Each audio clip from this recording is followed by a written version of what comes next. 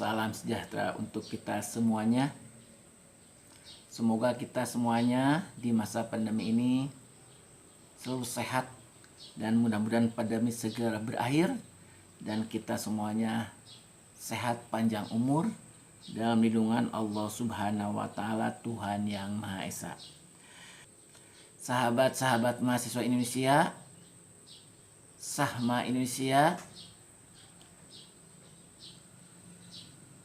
viral hari-hari ini mahasiswa joget atau seakan-akan lagi TikTok di atas ambulan yang dilakukan oleh oknum mahasiswa. Sahabat-sahabat sekalian, itulah yang lagi viral saat ini. Ada sekelompok oknum mahasiswa yang sedang melaksanakan KKN di salah satu desa.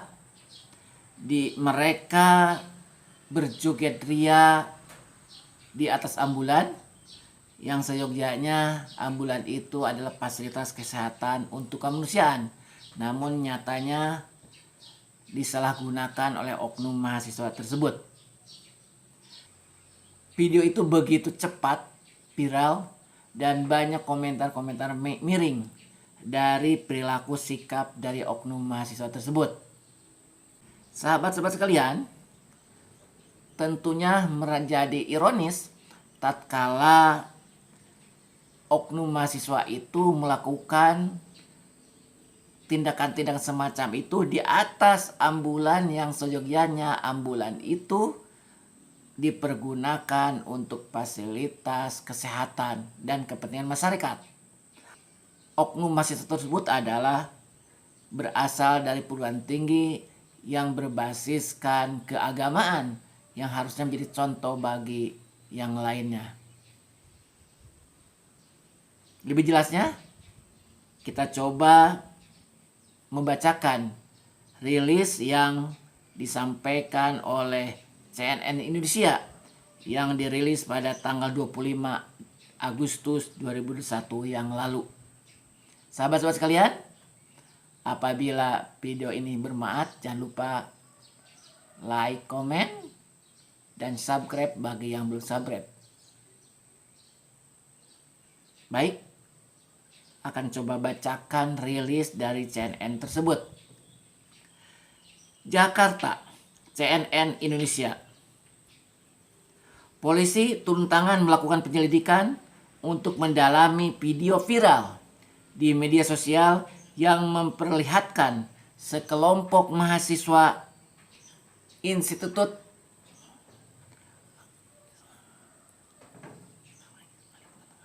berjoget hingga naik ke atas ambulan.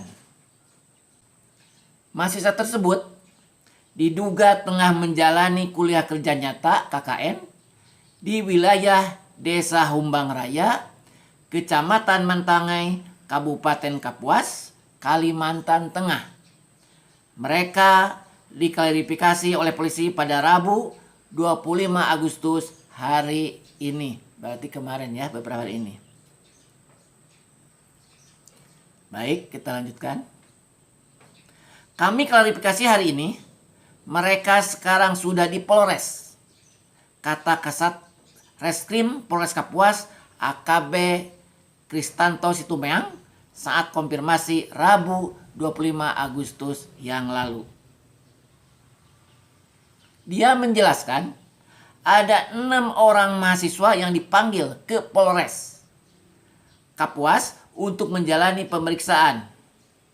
Mereka turut hadir didampingi bersama dosen kampus tersebut.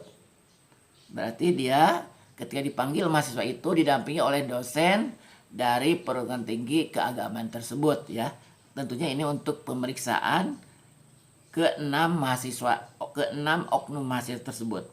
Namun demikian, Kristanto belum dapat menjelaskan lebih lanjut mengenai alasan dan motif para mahasiswa tersebut melakukan hal tersebut. Pemeriksaan, kata dia, masih berlangsung pada saat itu ya. Dalam hal ini, kata dia, Ambulan yang beredar di media sosial itu sedang kosong dan tidak membawa pasien untuk mendapat perawatan. Mahasiswa membawa ambulan setelah meminjam dari desa Humbarang Raya. Jadi dipinjam mereka dari desa, itu ambulan desa jelasnya. Berarti si mahasiswa itu, keenam mahasiswa itu tentunya meminjam dulu ambulan itu kepada desa tersebut. Hanya sayangnya penggunaan dan pemanfaatan ambulan itu malah disalahgunakan itu ya. Dari rekaman video yang beredar, terlihat sekelompok anak muda yang seolah membuat konten menari-nari di atas ambulan. Mereka berjoget tanpa mengenakan masker di masa pandemi COVID-19 saat ini. Seakan-akan dia berjoget-joget, seakan membuat, lagi tren sekarang adalah TikTok di atas ambulan. Ini tentunya sikap dan perilaku yang tidak mencerminkan seorang mahasiswa kan ya, kan begitu sebenarnya. Nah, ada anak muda yang berdiri di samping mobil dengan keadaan pintu terbuka keseluruhan. Jadi mobilnya terbuka ya. Namun salah seorang anak yang mengenakan pakaian gelap juga terlihat menari-nari di atas kap mobil ambulan tersebut. Kemudian terdapat seorang perempuan lain yang melakukan perekaman video dari dekat. Itulah informasi atau rilis yang disampaikan oleh CNN Indonesia, artinya sudah beredar secara nasional. Video yang viral ini sampai nasional sehingga media nasional pun CNN Indonesia sudah merilis pada tanggal 25 Agustus yang lalu. Sahabat-sahabat mahasiswa sekalian, tentunya kita ironis. Oknum mahasiswa yang notabene adalah mahasiswa yang berbasiskan nilai keagamaan melakukan tindakan yang seyogianya tidak perlu terjadi hal semacam ini. Terlebih fasilitas yang digunakan adalah fasilitas kesehatan, fasilitas yang peruntukannya untuk kemasyarakatan, keselamatan, kesehatan masyarakat. Malah ini digunakan oleh oknum tersebut. Yang berikutnya adalah KKN adalah salah satu program wajib bagi perguruan tinggi, terutama bagi perguruan tinggi tertentu. Bahkan sekarang ada KKN tematik, yaitu kuliah kerja nyata yang disesuaikan dengan kondisi keperluan di mana KKN itu dilakukan. Mengapa terjadi? Saya kira di sini adalah peranan perguruan tinggi, yang kedua dosen pembimbing. Bagaimana memanage event semacam ini? Tentunya perlu pendampingan dan perlu SOP dari perguruan tinggi sebagai pelaksana yang bertanggung jawab terhadap ini. Tentunya mahasiswa setidaknya adalah masa transisi, masa menuju kedewasaan, masih tetap memerlukan bimbingan, pendampingan dari dosen pembina.